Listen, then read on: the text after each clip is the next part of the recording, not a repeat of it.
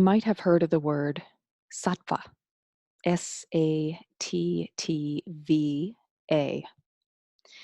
Sattva is one of the mahagunas. Sattva is our natural state. This is our natural constitution.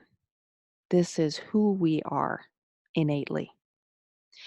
And sattva represents harmony, joy, compassion.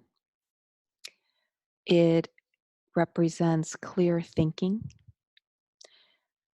Service to others would be considered sattva. It's very wholesome.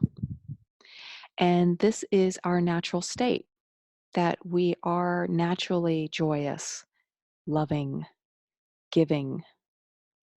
This is our true nature. And in yoga, in the system of yoga, we look to the yamas and niyamas, which are ways to cultivate sattva in our daily lives. So for those of you who are not familiar with the yamas and niyamas, these are concepts in yogic philosophy, or in Ashtanga yoga specifically, the Ashtanga yoga method, that are observances and restraints for the individual, for the yogi. And these are things like non-stealing, non-harming, things like this. And these are considered the first things that a yoga student would begin to practice in their daily lives on the path to enlightenment. And so the yamas and niyamas in the system of yoga offer specific ways to help cultivate sattva. And sattva is this clear state. Sattva, a sattvic mind, or you'll hear sattva used as an adjective called sattvic. So there's a sattvic diet, there's sattvic states of mind. And, the sattvic mind is the contented mind. It's the happy mind. It is the mind that is able to discern the individual from the events happening around or to the individual. Yeah. So it's not a mind that is in disassociation, right? In this kind of phony bliss state where you're just avoiding the factors of life that can be upsetting. It's that a sattvic mind is able to separate self from drama, if you will, like from all the stuff that's going on around, and be able to look at it objectively. This is a sattvic state of mind. And there are many ways that we can cultivate sattva in our lives, even beyond the yamas and niyamas. If you're not a yogi or you don't study yoga, there's hope. There's always hope. And so sattva is just like nourishment, ahara, in that it can show up not only in our diets, but also in our choices in entertainment and our choices with the company that we keep. And so I'm going to give you a couple of specific examples. And again, I'm just looking at my notes here because I don't want to forget anything. It's a little still weird for me to be talking to a camera and not knowing who's on the other side. So if you are here, drop a little note or a heart or a thumbs up in the comment section and let me know I'm not alone in my time and sharing this wisdom with you. We can skillfully cultivate sattva simply by eating freshly prepared organic foods, foods that are lovingly prepared. Yeah, food always tastes better when it's made with love, right? It is largely plant-based, a plant-based diet. Lots of mind-body practices like yoga, meditation, mantra, pranayama. These are all practices, mind-body practices that would cultivate a sattvic state of mind. I mentioned keeping good company. Part of that is having positive conversations, inspiring conversations, much like the conversation I'm having with you this week. Hopefully, I'm inspiring you to put a different pair of glasses on or a different lens to view your life and start to make small, sustainable, and simple changes, healing habits, so that you can be in touch with your sattvic state because it is your true nature. It's always there within you. You don't have to look outside yourself to find it because it is who you are naturally. So, having some inspiring conversation and some positive company help create sattva. So does uplifting art.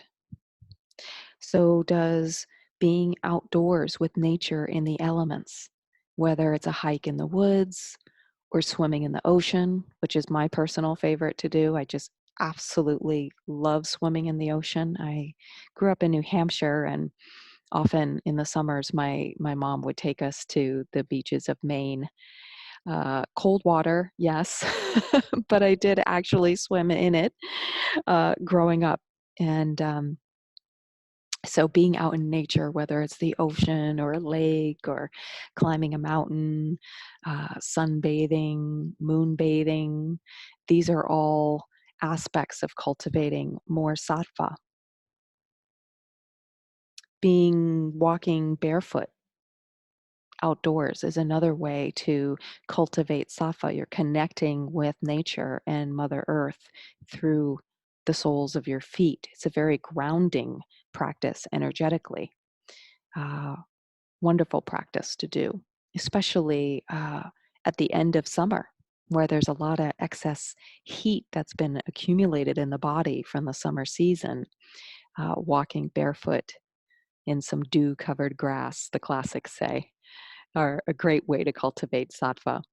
And and I've actually practiced that quite a few times, and it is a really lovely way to cool the body and ground the mind. Obviously, mindful eating or silent eating. In fact, taking times, scheduled periods of silence is an outstanding way to cultivate more sattva in your life.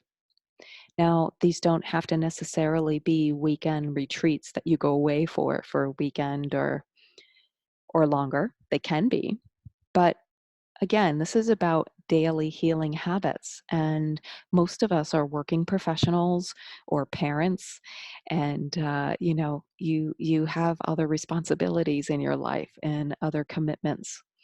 So even just taking one meal a day to eat in complete silence, not only not having the television or the news or the email distracting you, but no conversation either, where you are just simply sitting with your food, focusing entirely on your meal, and eating it in silence. It's a wonderful, wonderful practice. You will find, I think, with some experimentation, you'll digest your food better. Your food will taste better, and you'll likely eat a lot less of it too. We tend to eat so absent-mindedly now. It's a big part of our um, weight gain and overall dis-ease in our health and our GI tract, in our digestion. We're just simply not really paying attention. And so scheduling a silent meal once a day is really a wonderful way to cultivate and boost sattva, to keep that calm, clear, contented state of mind. Generally, decreasing sensory stimulation is another way to cultivate sattva. So even if it's just maybe at the end of the day, laying down with an eye pillow over the eyes, and that's a lovely way to cultivate sattva. Remember how I said the sense organs are one of the four components that make up life itself. Feeding them, nourishing them is just as important as nourishing the physical gross tissues of your body, because they are the impressions that are downloaded on the mind, where the impressions come through these sense organs. So taking good care of them, it's a pretty key factor in Ayurvedic living. So practicing periods of silence, protecting the ears, scheduling moments where you can rest the eyes is another. Doing oil massage, oil self-massage, we call that abhyanga, with some warm oil is another wonderful way to cultivate sattva. So you're working with the sense organs in a nourishing manner, right? We're not just arbitrarily throwing stuff on the skin or watching TV. It's a thoughtful application of what's coming through the sense organs. So massage is another way to cultivate sattva. Volunteering, doing good for the world, seva, that is another way. It's everything that cultivates a generous, kind, serene state of mind. A state of mind where you are moving about with ease, with grace, with service, right? Because we're not just trying to extend our life in terms of longevity, we want to also improve the quality of life.